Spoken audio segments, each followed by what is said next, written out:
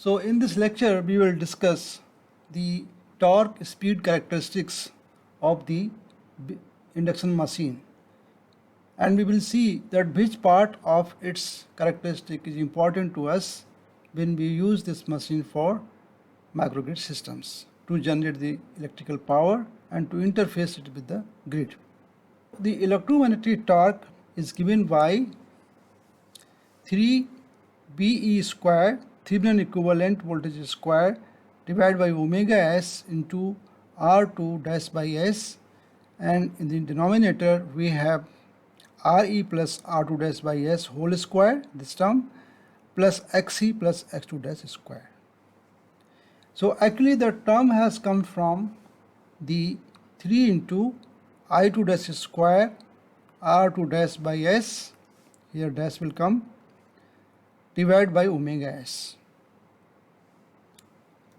If you recall this term I2 square R2 by s, what was that? It was Pg. This term is Pg.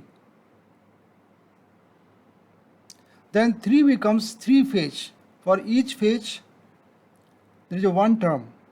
For 3 phase, 3 into I2 square into R2 by s, and omega s because we are converting the power into torque. The torque speed characteristics of the induction machine can be broadly classified into three main categories. The one is motoring mode, and the second one is generator mode, and the third mode is braking mode. In motoring mode, the slip for the induction machine is between 0 and 1, and for that case the rotor speed is less than the synchronous speed. As you can see from the expression of the slip that S equals ns minus nr by ns. So when S is less than 1, it implies that nr is less than ns. Therefore, the slip is positive and the torque is also positive. For generator mode, the slip is negative, and negative slip indicates that nr is greater than ns. So if the slip is less than 0, this implies that nr is greater than ns, which actually means that there is a prime mover, which is here wind turbine, which drives the rotor at the speed more than the synchronous speed. Then comes the braking mode. In braking mode, the slip is greater than 1. If S is greater than 1, that actually means that nr is negative. Normally, the negative value of nr is achieved by reversing the terminal of the three-phase induction machine. So when we change the sequence of ABC to ACB, the direction of the revolving field reverses, and hence the nr becomes negative as compared to the previous movement of the ns, and for that the slip goes more than 1. Now these three important modes of the induction machine are shown in the following diagram by plotting the torque, this parameter, versus the slip of the machine. So we change the value of S from, let us say, some negative value to 0 to positive value and plot T versus slip. Then this characteristic is known as the torque slip characteristic, and this characteristic is divided into three important regions as shown in the figure.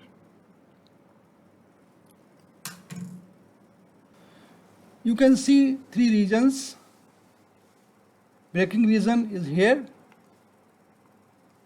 then there is a motor region and generator region. In your UG classes, perhaps in machine course, you would have mostly focused on the motor region because induction machine is used mostly for motoring purpose. So this portion you would have studied most of the time. This is called starting torque for the motor. This is the maximum torque for the motor. And at this point, the motor is freely running and slip is 0, but there is no torque. So S is 0 basically means NR is equal to NS. Only then slip can be 0.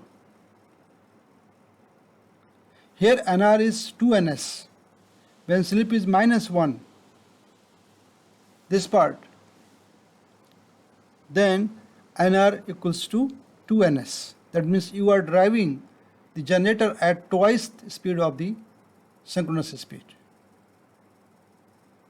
So since the machine is being driven by prime source from prime mover, that's why the slip is negative. So this region is the generator region.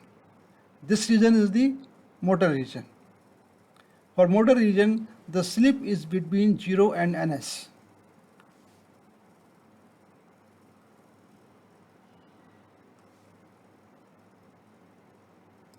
For generator region, the slip is between NS to 2NS. And for braking region, the rotor speed is -NS to 0. Actually, this is called speed reversal. By changing the terminals, the torque polarity changes and hence it comes to the standstill. So this braking region is used to stop the generator. So NR is being set as -NS by reversing the terminal of the induction machine. So braking mode, motor mode and generator mode. These are the values of slip. As you can see from here, slip is from 1 to 2 for this region. For motor region, it is from 0 to 1. And for the generator region, it is from -1 to 0. Now we mostly use induction machine for motor purpose, for motoring action. So this graph is normally used, but now for the microgrid systems, we have to use the generator region part of the induction machine. We have to run it at the speed more than the synchronous speed NS to ensure that it is giving the electrical output which is interfaced with the grid or standalone operating mode. So I hope these things are very clear to you. You already have studied in your earlier classes, but I just want to make clear that where we are. So we are going to use this reason for the application of the microgrid systems, where the induction machine is used as induction generator.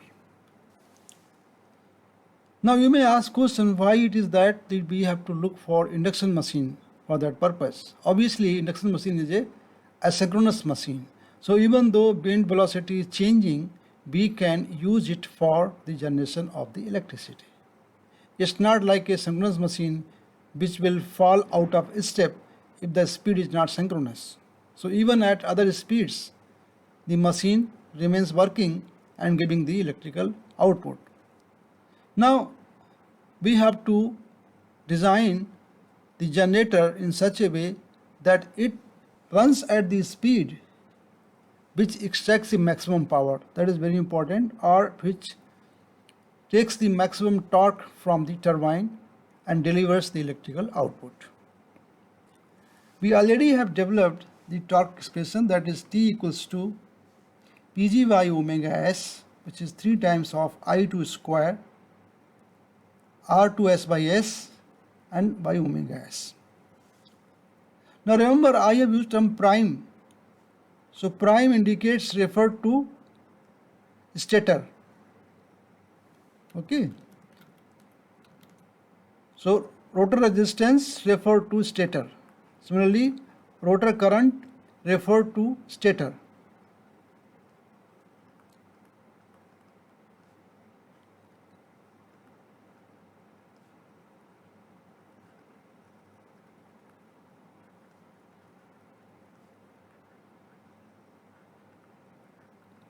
So those prime quantities only indicating that which side we are referring.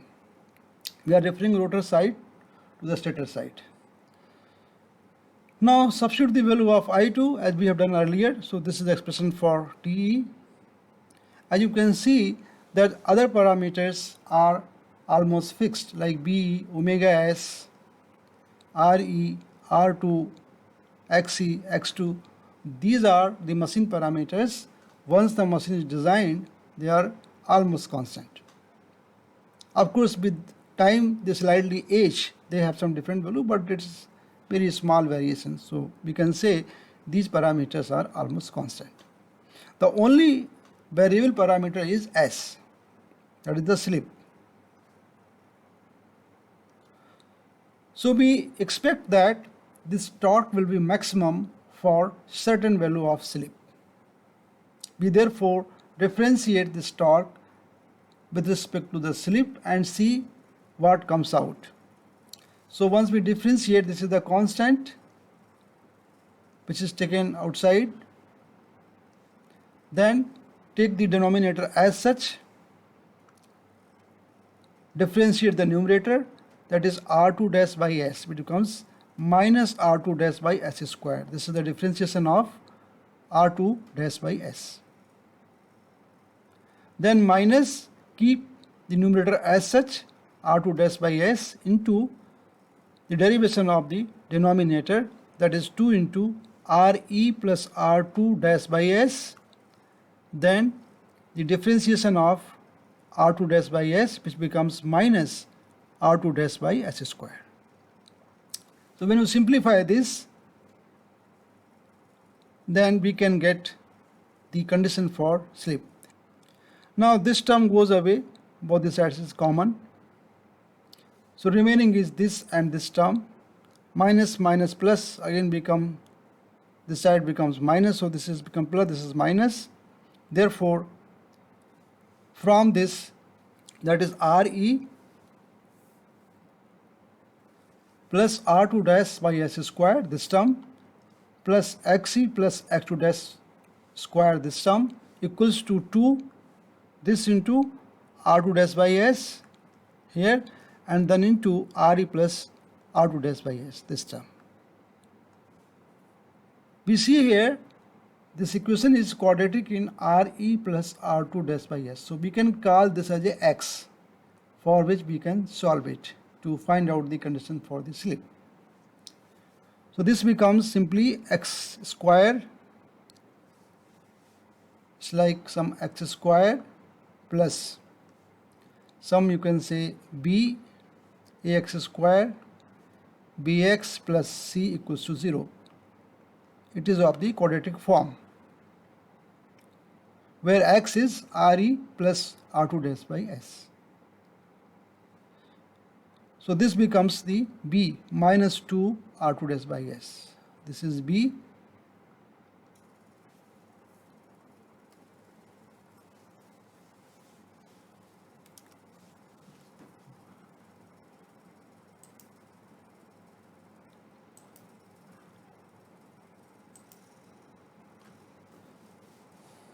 Okay, and this is the value of C. The whole thing is C, and this is A equals to 1. Solving this, we will get RE plus R2 dash by S, that is X equals to minus B, this is minus B plus minus B square minus 4AC. So this 2 will go away with this square here, both the sides. Okay.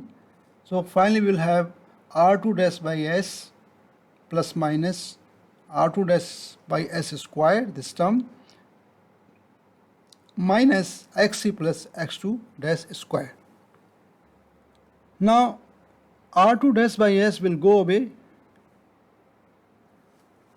from this side here, and we shall get RE equals to R2 dash by S square minus XC plus X2 dash square.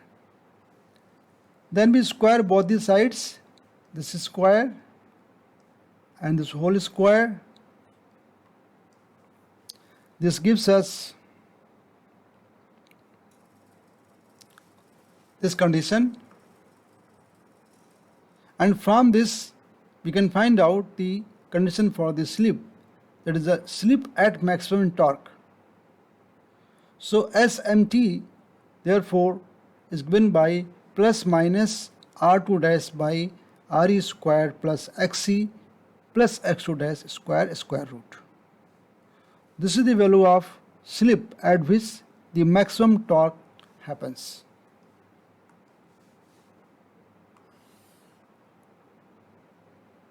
So you can see here that the slip is function of the rotor resistance, and of course Re, which involves the R1, and X2 dash, and Xc also involves X1.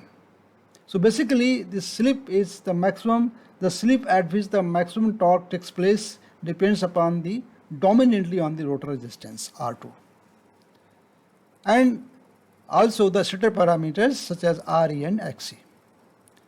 X2 dash is also involved. But if you see here, the R2 dash is directly connected to the slip at which the maximum torque takes place. Okay.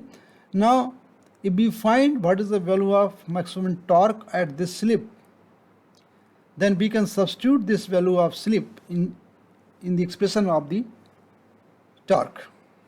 So the maximum torque becomes 3 into B square by omega s, that constant term, into R2 dash by S at maximum torque, SMT, divided by Re plus R2 dash by SMT whole square plus Xe plus X2 dash whole square. Then substitute the value of slip here and see what do you get in this expression here and here. We can simplify this. So R2 dash will go away, and this term will come in the numerator. Similarly, for this term here, we will get this factor. So Re plus minus Re square plus Xc plus X2 dash square and square root. Okay, so this term is nothing but actually plus minus Re square plus Xe plus X2 dash whole square and square root.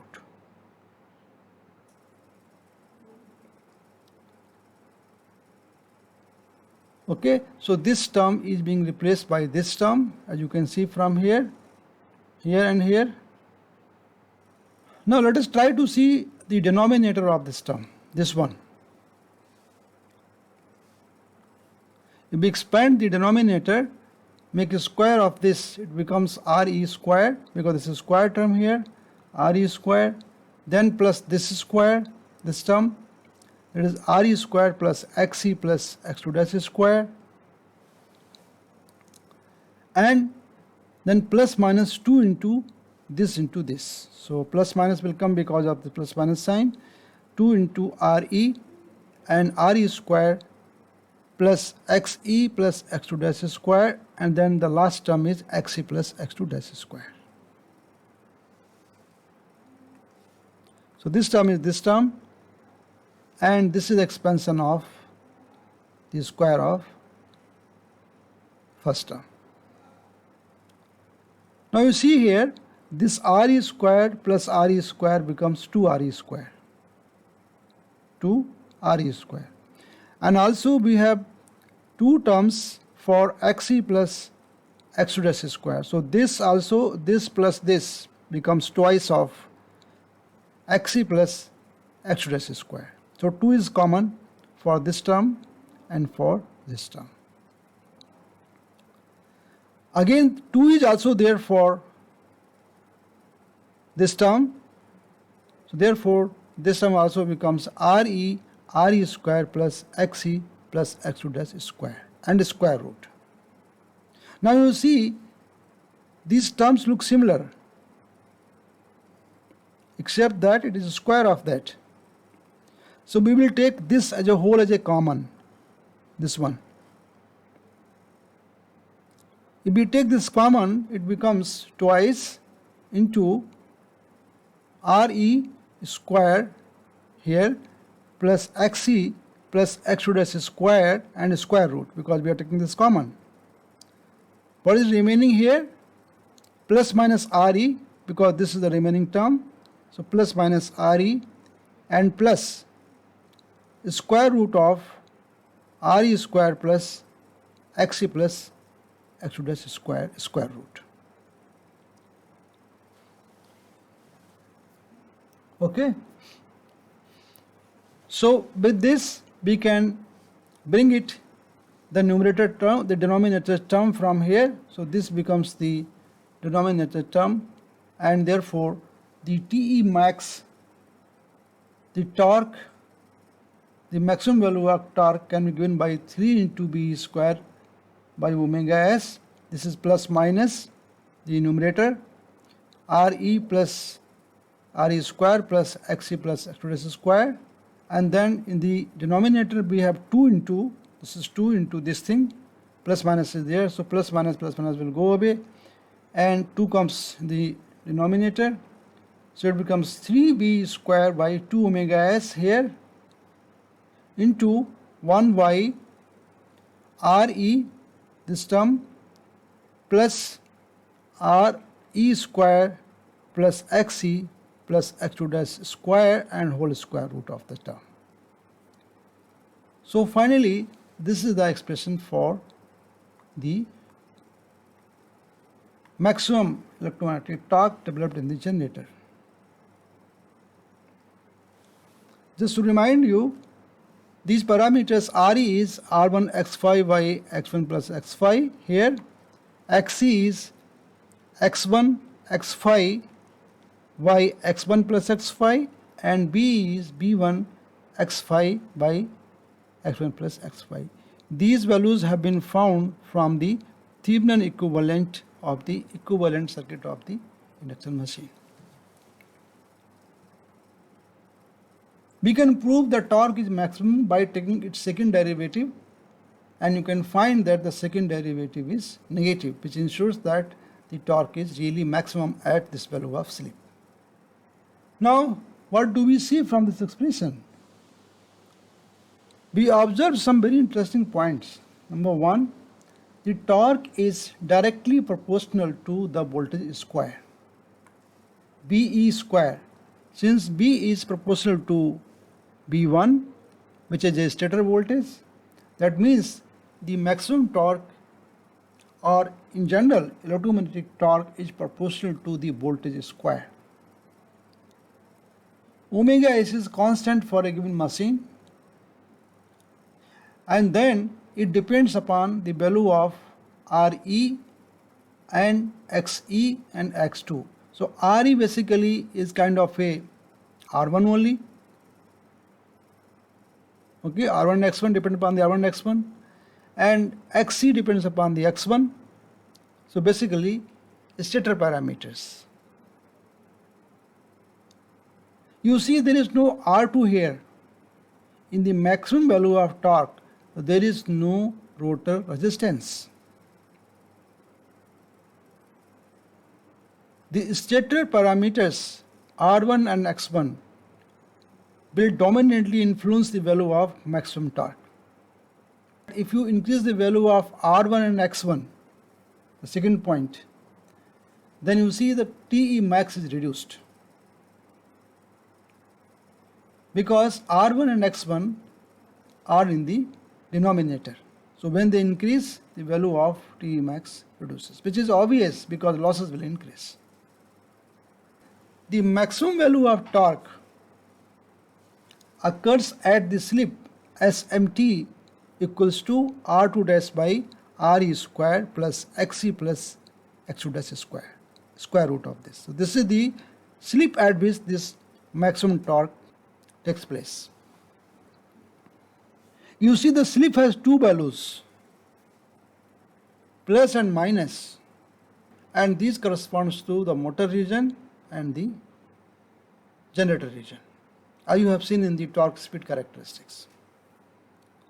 Now based on this, we can go a little more into this discussion that what happens if the maximum torque takes place at the standstill. So if the maximum torque happens at s equals to 1, which means the standstill situation, the standstill position of the generator, or you can say blocked rotor condition. So for this case, actually NR equals to 0. So we want to have maximum torque at a standstill, then substitute s equals to 1 and solve for R2. So let us say this happens for R2 new, a new value of resistance. Then R2 new is Re square plus Xe plus X2 dash square whole square and square root. This is the value of rotor resistance to get maximum torque at standstill.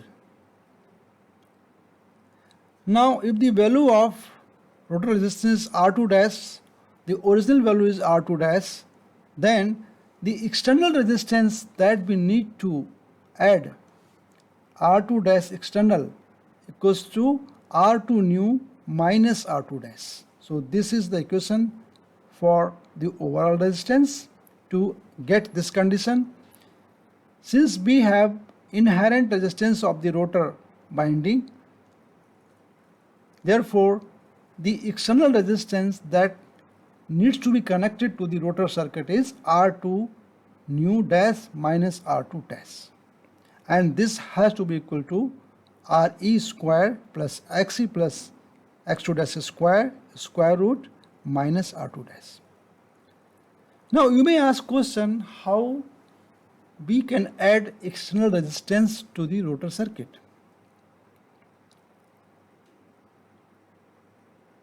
Okay, so the answer is slip rings, and the design of such induction machine is called as bound rotor induction machine. So rotor circuit, the three-phase windings are taken out through slip rings, and the external resistance then can be connected to this rotor circuit. In this condition, if the maximum torque happens at s is equal to 1, this is called as Te max equals to T starting, because s equals to 1 for this case, and its value is given by 3 by 2 B square by omega s and this factor.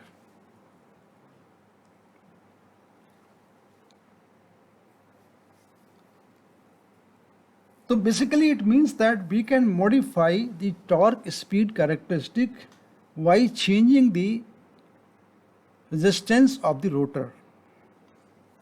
By providing the external resistance in the rotor circuit, we can change the torque speed characteristic. Please note that maximum torque is not function of R2, but its occurrence is function of R2. Its occurrence is function of slip, and that slip is function of R2. So you can see that if we change the value of the rotor resistance, then we can get these characteristics. Just take the motor action. For example, we change the value of R2 dash to R2 1 dash, and then R2 2 dash, then R2 3 dash, such that they are in the increasing order. You can see from here. So R2 1 dash is more than R2, and then R2 2 dash is more than R2 1 dash, and R2 3 dash is more than R2 2 dash.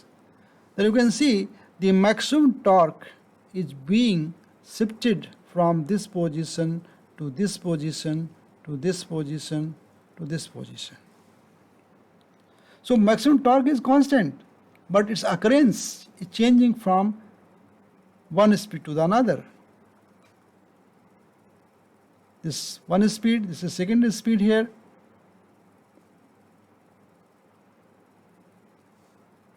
third speed, and standstill position of the rotor when the machine is at standstill. So what do you see? That by increasing the value of rotor resistance, we can make the maximum torque to happen at different slip or different velocity.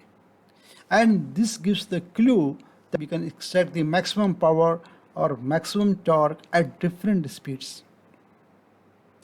This gives the idea that for a given bend velocity, we can tune up the operation of the generator in such a way that we will get the maximum torque for a given bend velocity by changing the rotor resistance.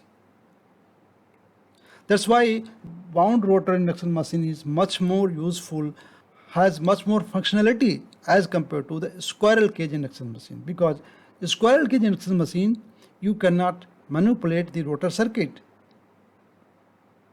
So it has tight range of the bend speed for which it can deliver the maximum power.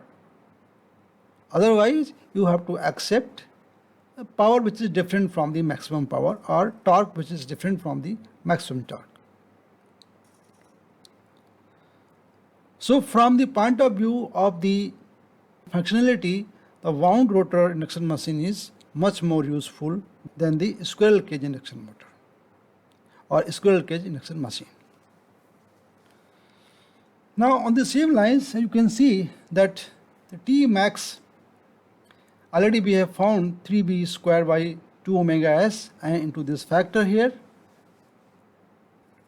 and we see that the slip is function of r2 dash, which is basically speed, and maximum torque is almost constant, it's not function of r2. We can allow, or we can extract the maximum torque at different speeds, at different slip, by designing r2 dash. We are now focused to use this induction machine as a induction generator, for which the rotor speed is more than ns, because that will decide that the machine is really in generating mode, and it is driven by the prime mover. Here the prime mover is the wind turbine. Now this generator can be operated in two modes. Number one is grid connected mode, and second is the standalone mode. In grid connected mode, you simply connect the three-phase terminals to the grid. So three-phase output terminals of the induction machine are directly connected to the grid.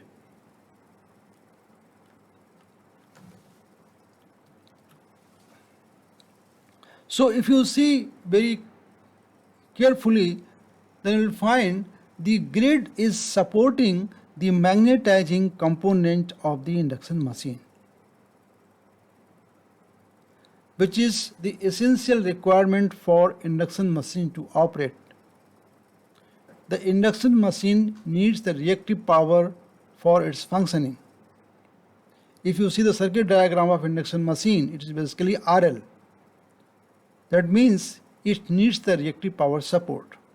The reactive power supports comes from the grid, because the three-phase terminals are directly connected to the grid. And second point is, the generator is connected to the wind turbine with the generator rotation NR is greater than NS, because that will ensure that it is in the generating mode. And third point, the rotor resistance is varied to extract the maximum power or torque at a given bend speed. But in case of standalone mode, you cannot directly connect the output of the generator to the load, because it may not get any reactive power support from the load, because load also wants some reactive power. So in case of the standalone mode, what is to be done, that we add shunt capacitors capacitors in shunt with the load to provide the reactive power. Also, we assume that there is a residual magnetism in the rotor which is required to build up the voltage at the stator of the induction machine. And these capacitors give the steady state requirement of the reactive power.